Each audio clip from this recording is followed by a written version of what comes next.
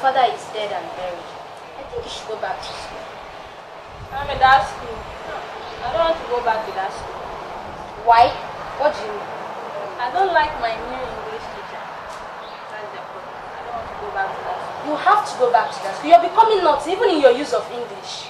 Yeah, that's the reason why I want to change of school. You're not changing any school. You will go back to that school. That is what your mother said. Did you hear me? Did you hear me? I'll think about it. Go and check with that.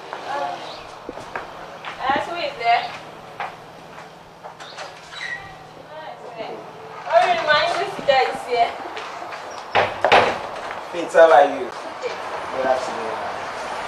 You're welcome. Is that the seat?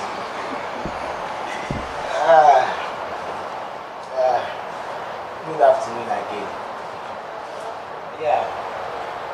Actually, I'm Faith's English teacher.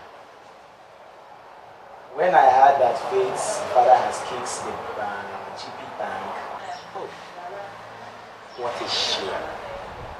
I decided to come and pay my appreciation. Did you say you're a teacher, you teach English? Yes, I teach English, but you see, English is not my tongues. So, but that is by the ways.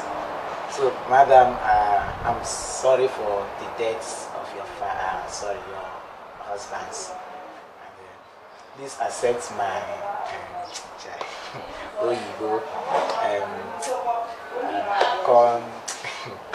Are you trying to say condolence? condolence. Oh, madam. I'll be leaving now, okay? So, Fitz and then madam, please rest in peace. What?